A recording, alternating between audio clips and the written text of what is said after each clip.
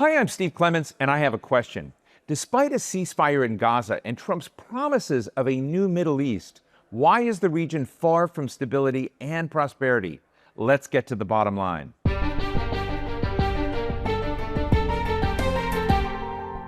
It's been more than 2 months since the U.S. pushed Israel to end its war in Gaza. But for the Palestinians, there has been no end to the bloodshed. Hundreds of people have been killed since the ceasefire was signed by Israel, and it still controls more than half of the Gaza Strip, and still doesn't allow the entry of the amount of food, water, and medicine agreed in the deal. U.S. President Donald Trump talks about getting to phase 2 of the deal. But what does that actually mean? Welcome to this special edition of the show, coming to you from the Doha Forum in Qatar, where we're talking with Bronwen Maddox, director of the Royal Institute of International Affairs, known as Chatham House. Bronwen, thank you so much for joining us today. So you've heard President Trump, and President Trump said this is a dawn of a new Middle East. What does that new Middle East look like to you right now? It looks pretty unsettled, just a bit quieter than it has for some years. We don't know quite where the peace plan, as he's called it, for Gaza is going. The momentum that seemed to be there, really ebbing away a bit. You've still got a few Muslim countries saying that they're prepared to put in troops, but I wouldn't say that there was the momentum there appeared to be when he first announced that.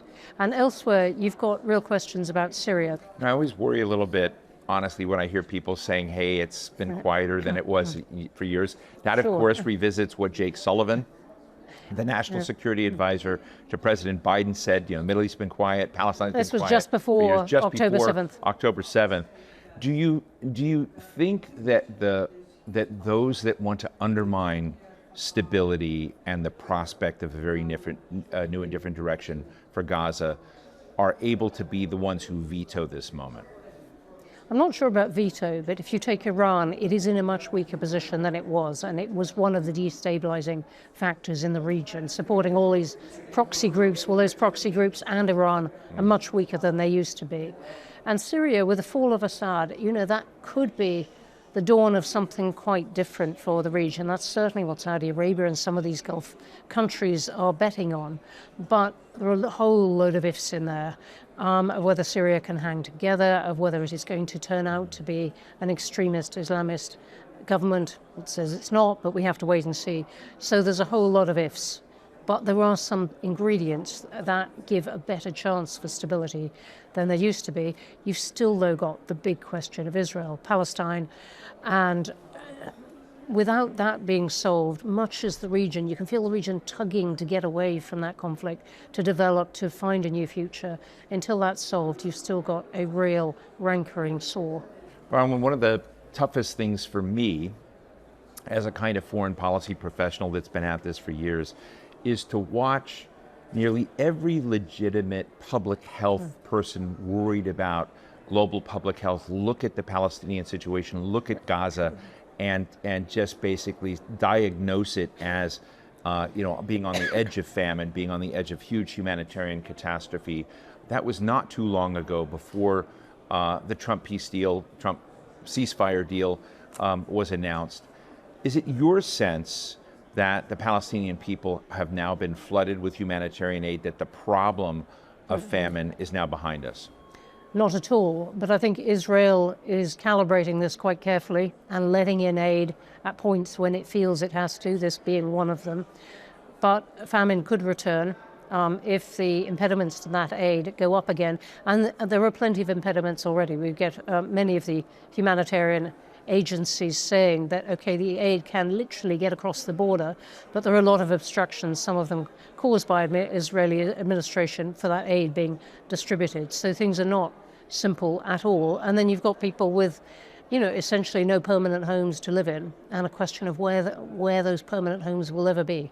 We've seen sort of a rocky start to the beginning of, the deal on both sides.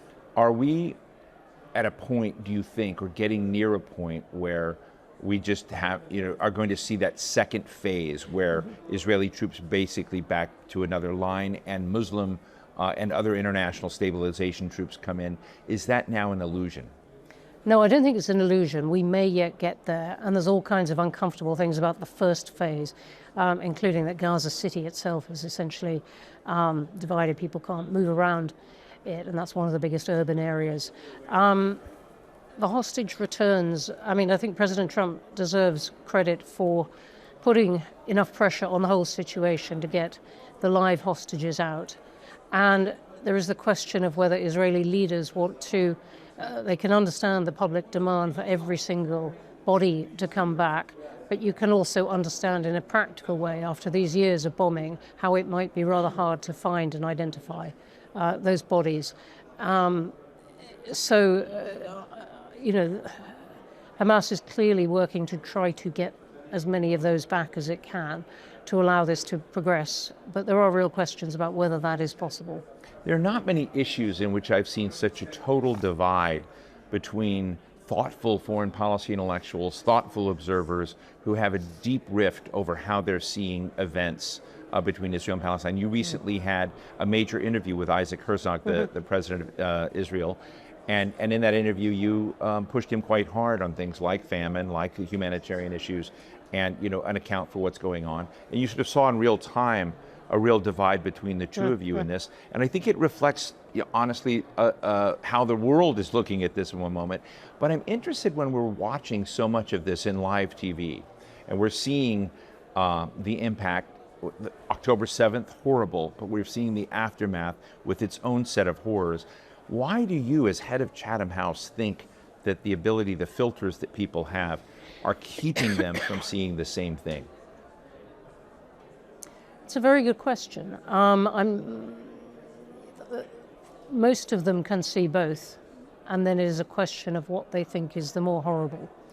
I'm not sure that the Israeli public throughout has seen all of what is going on in Gaza. Its media has not shown all that, but the Israeli public has also been absolutely fixed for understandable reasons on the hostages and on what was done on October the 7th.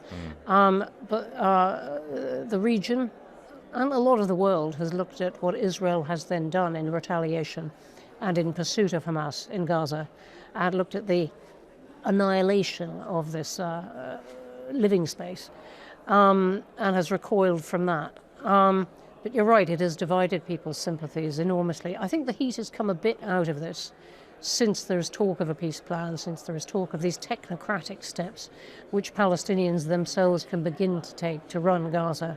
But as you pointed out, we're not at even the second phase of this, and there are supposed to be more phases after that, including very controversial questions of demilitarization, taking the weapons off Hamas. Look, they might be persuaded to give up shells and long-range, weapons, but give up guns, probably never. So there's a long, long way to go on this. But I think, the heat to some extent has come off. Some aid is going in, but that doesn't mean we've got a plan for the future. And you have to, in a way, in my view, I know this is controversial, give Prime Minister Benjamin Netanyahu some degree of credit that he began to change to some degree the map in the region of the threats in the region and rolling it, but it seemed like he had no off switch. And I'm interested in how you see that, whether or not Israel was not really looking just at a response to October 7th. It was really designed to sort of create a very different wiring for the Middle East. I'm not sure I'd credit him with changing the map of the region. I'd credit him with going after some of the proxies of Iran and then Iran itself, and laying the ground for the US to come in and take the steps in bombing that may have weakened Iran's nuclear program. Let's assume it's been set back. But in terms of the map of the region, I know what you mean about the off switch, because again, one of the big questions is what Israel is doing in southern Syria, which is taking land and setting up bases there, and whether that is going to be destabilizing to Syria. Do you believe that Iran's nuclear program has been set back? Set back, yes. How much, we don't know. Is its enriched uranium buried under all those tons of rubble, which Iran is very quick to say, yes, of course, can't get at it, world can't get at it, or is it, did Iran move it sometime before and is just waiting with it? It's not very much stuff. You could probably fit it in one of these armchairs. If they moved it and put it somewhere else, and it will re-emerge some other time, we don't know. I mean, I think the journey of President Trump in all of this is very interesting as well. And we were, I myself, had to pause for a moment after seeing the early AI-crafted images of he and Netanyahu on the beach at the new Riviera of Palestine. That was a moment, yep. Yeah, and then evolving from that to something that was quite different, which was a multi-point deal, which, no matter how you look at it, still left embedded in it the notion of at least something different for Palestine and eventual Palestine state, which may have been just deal-making in the region. But how do you see President Trump's role in that crisis and broadly in the region? Because it just seems very different to me than any recent president we've seen. I think he would like a closer relationship with Saudi Arabia, and Saudi Arabia has been absolutely firm in all this, that it's not going to normalize with Israel without something for the Palestinians. So I think they have been influential on that, as have some of the other Gulf countries. And Ambassador Matthew Whitaker was saying earlier on the stage here, Qatar is one of the very closest US allies. So I think those priorities are very clearly in President Trump's mind. He's not giving up the US's old close alliance with Israel, but he has at various points said to Prime Minister Netanyahu, enough, and no, we're not going back into Iran, for example. You mentioned Syria and what Israel's doing inside Syria, and there are real concerns. And even President Trump is concerned, and he's warning Israel. I want to read a tweet that he said from Truth Social. It said, "It's very important that Israel maintain a strong and true dialogue with Syria, and that nothing takes place that will interfere with Syria's evolution into a prosperous state." That sounds like very, very tough instruction from the president to the Israeli government. It really does. Now, there are many things that may get in the way of Syria's evolution into that kind of state. Many of them due to the complexity of Syria and whether the government can hold that together or is tugged by some of the Islamist components of the government in a much more divisive an Islamist sort of direction. But he has given that instruction, and he has also said to Israel, you are not going to take over the West Bank, which did bring down a bit the very overt, almost daily actions that Israelis urged on by some ministers of the Israeli government. They voted on. Said, okay, we're going in that direction. So he's said no to that.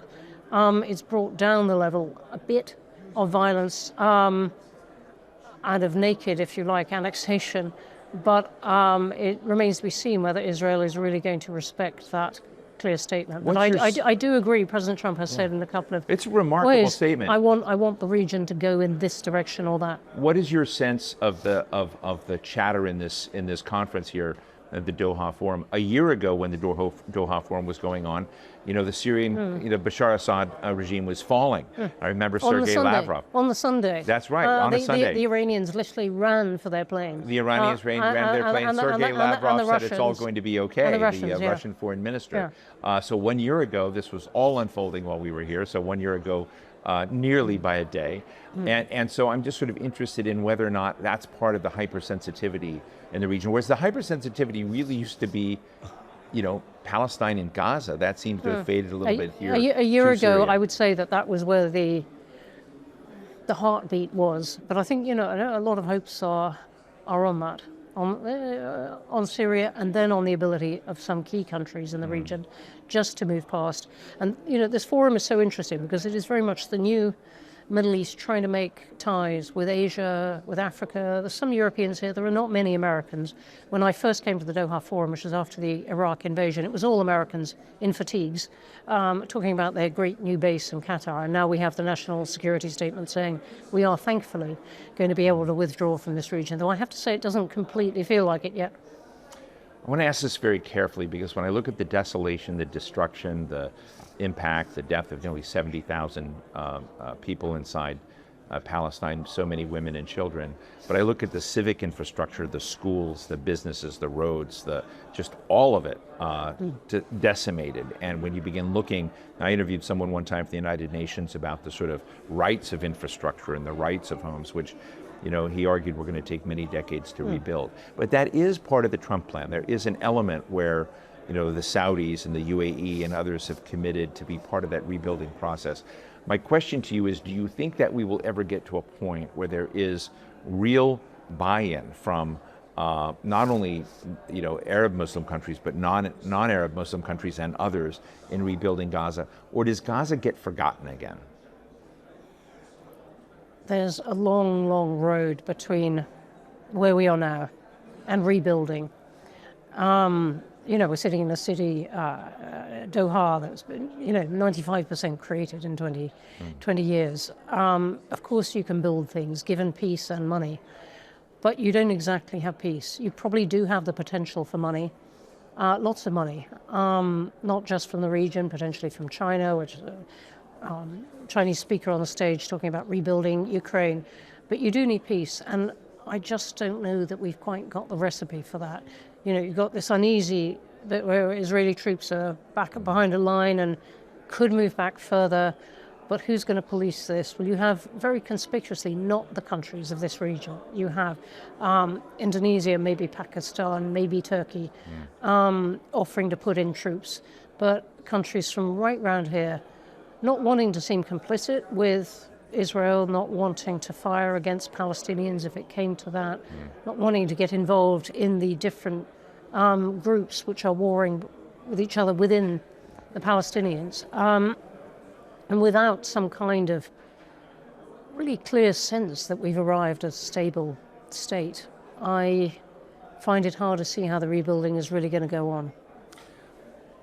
Bronwen, I watch Chatham House programming whenever I can. I pay a lot of attention to the reports that come out, and without sort of over-specifying this, there is a very big chunk of what you do that's focused on international norms, international law, international order. It's not just all realpolitik between states versus states.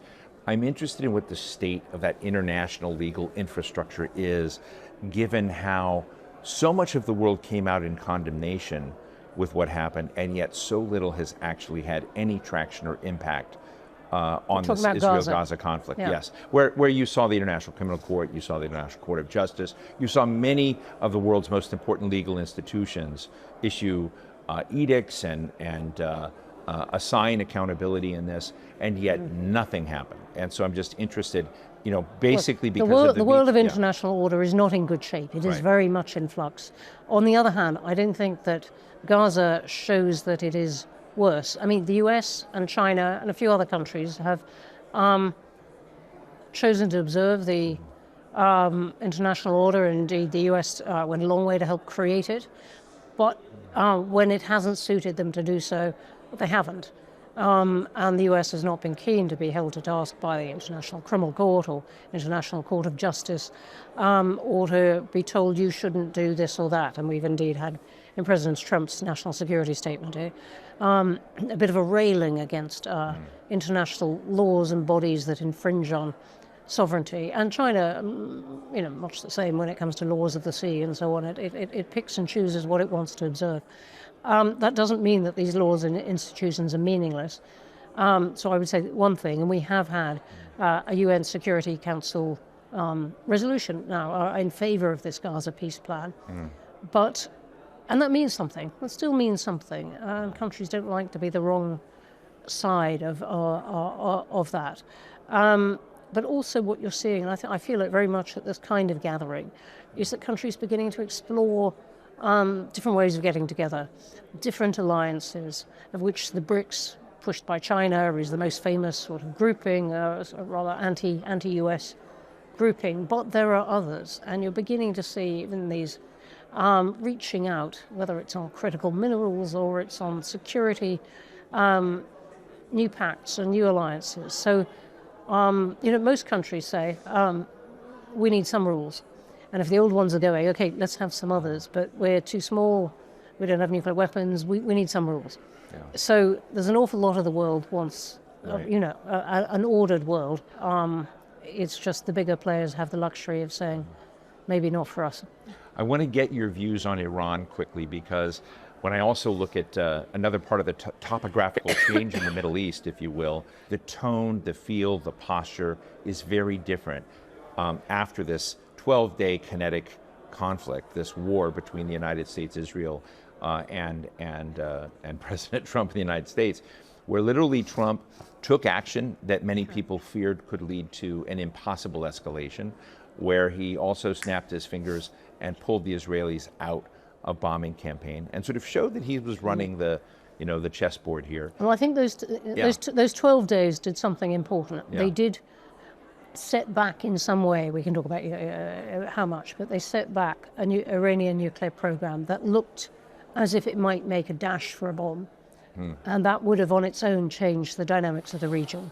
And then it did also expose Iran as being not as threatening, perhaps, as it said it would be. It threw a lot of missiles in Israel's direction, and they didn't really get there. Some got through. They got blown up. Yeah, I mean, very few hit. Yeah, I was actually in Jordan watching them go over at the time, which is not reassuring. It was absolutely not reassuring if you're on the receiving end of them.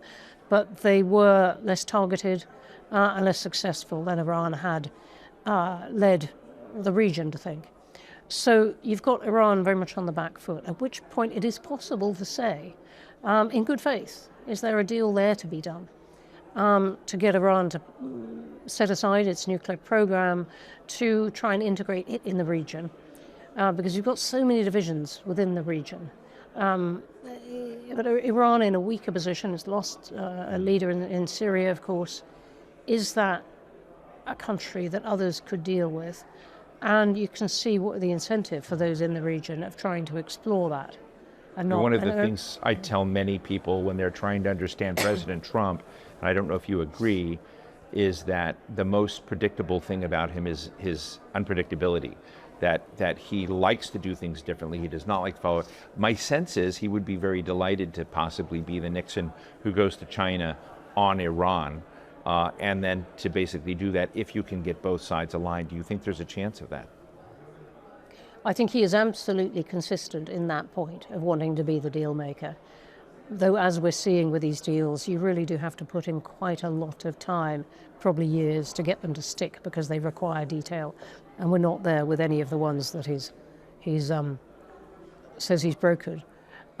With Iran and the US, look, I mean, there's a lot of affinity there. A whole load of Iranians in the US, particularly in Los Angeles, the ones that, in Iran, listen to those radio stations. And you run into many Iranians who say before being bombed, look, we like America, we admire it. It's just the regime doesn't. I wonder, there is so much antipathy there towards the great Satan and all that, whether there actually is much road. But having said that, the US has managed essentially direct talks with Iran, and 5 years ago you would have said that was inconceivable. Director and Chief Executive of Chatham House, Bronwen Maddox, thank you for your candor and for being with us today. Thank you so much. Thanks. So what's the bottom line? Regardless of what the President of the United States says, there is really no quick or happy finale to the Palestine-Israel conflict. Israelis are still stunned by the attacks of October 7th, and they have a hard time accepting Palestinians as equal human beings who deserve their own sovereignty. And this is really key to everything else. Even though he is much different, really different than other presidents, Trump risks falling into the same trap Joe Biden did, giving stern looks and wagging his finger, but in the end, supplying an endless flow of weapons, which allows Israel to do really whatever it wants. An unresolved Gaza threatens Trump's peace plan for the Middle East, and every now and then he posts that he will not be happy if either party wrecks his deal. But no one knows what he will actually do. And that's the bottom line.